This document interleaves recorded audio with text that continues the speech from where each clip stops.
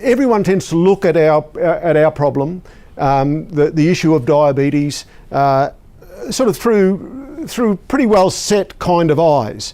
And we need people to look at it differently, because there is so much potential to make a difference, and I really hope that someone here today is able to assist us in one of the many challenges that we face.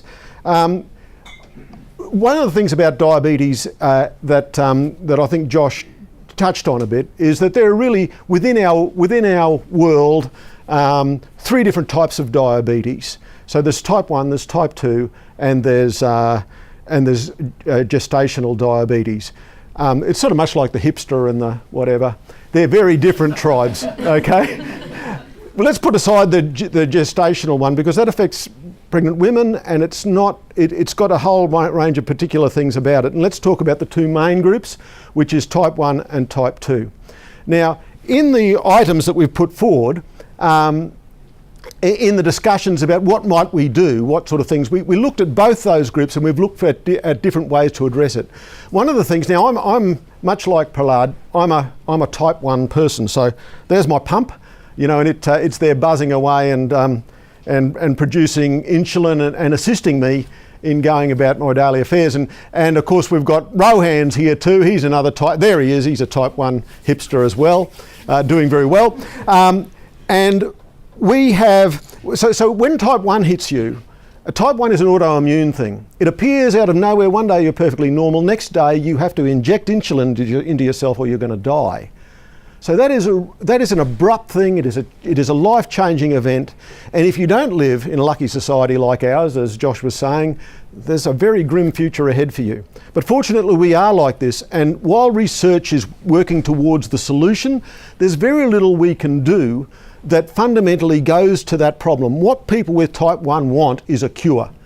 And we keep on fighting for that, we keep on working towards that, but there's not much, I think, fundamentally we can do in this room, other than, I think, one point. One thing that I think is quite significant. When people are confronted by type 1 diabetes, often it happens so quickly out of the blue, and they are so completely unprepared for it, that they might miss the symptoms. There are some very clear symptoms about diabetes, both type 1 and type 2, but when you come down with type 1, these symptoms are very clear. The problem is that they can often be confused, and because they come off the back of something like a cold or flu or something like that, or someone's got an earache, they go to the doctor not saying, oh gee, I think I've got type 1 diabetes. They go saying, oh, I've got an earache. And the doctor might miss that. And when that happens, you get this risk of what is called diabetic ketoacidosis. So you miss the initial diagnosis, and if that happens, what you get is a situation where your system becomes like, well, it gets affected by the buildup of glucose in the bloodstream to such an extent that you become very, very seriously ill, and you're going to the intensive care unit. Now, as a person, that has deadly consequences potentially for you. You could die.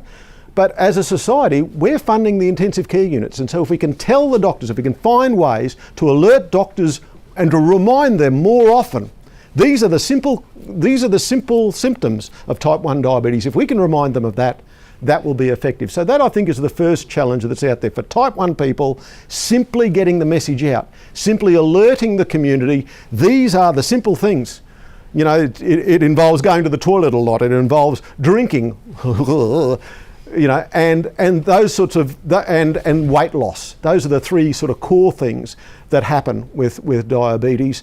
And they're so simple, but like I said, when they can be masked, when the family concerned has never even heard of diabetes and never considered it in their life, it is really quite a significant thing. So getting the message out, being able to alert doctors, and across the world, across the UK and in Australia, we have actually unfortunately seen increasing rates of diabetic ketoacidosis where people have missed the signs, and where we need to be more effective at educating the clinicians and just ordinary folk in the street about what they need to do. So that's the first thing.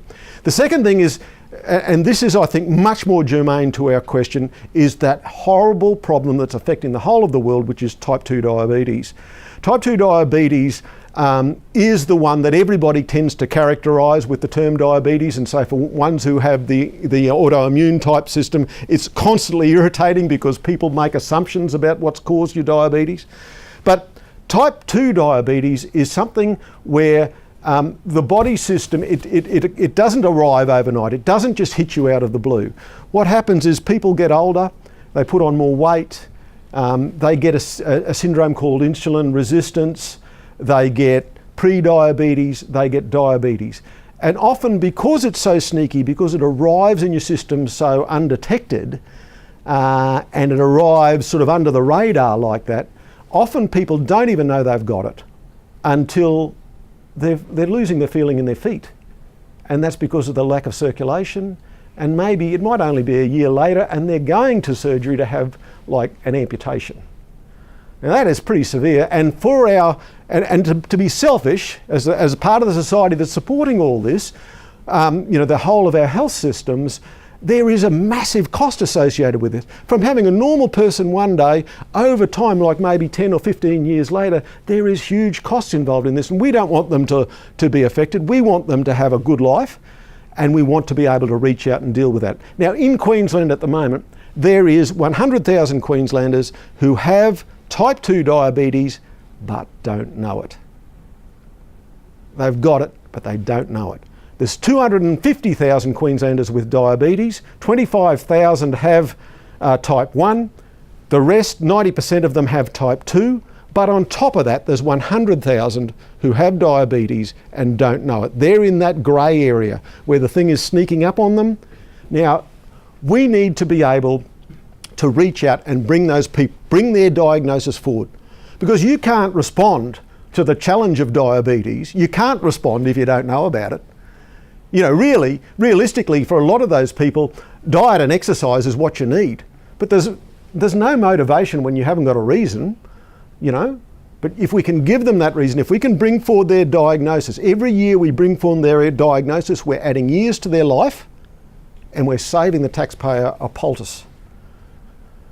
You know, across the world, the costs of diabetes is going through the roof. The cost of obesity is going through the roof. In Queensland, the cost of obesity today, according to the Access Economics report, in 2009 they did this, totally counting all of the costs of people's hospital care and all of those things, but also going down to the costs of sick days and lost productivity and those things. That's $11.6 billion a year in Queensland. Now, if you think your power bill's high, that equates to twice your power bill, and that's what you're paying now. So we want to solve this problem, and by solving it, I mean we want to tell those people earlier they got a problem. So across Queensland, and when we were looking at how the hell what sort of things we might look at, we looked at there's a diabetes map that says here's where there's a lot of it. You know, here's where the rates are higher, here's where the rates are lower. So we can look at those particular regions and we can match them up and correlate them with other things. Now, Neil, you had a list of what goes into kids' school lunches. Yep.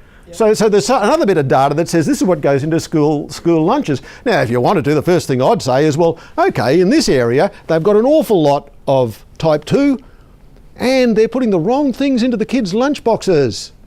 So, you know, perhaps this is an area where the health system might want to take more focus and put more effort into alerting people and to warning people, and, you know, and in the end, the trend is still there because we've got childhood obesity increasing all the time.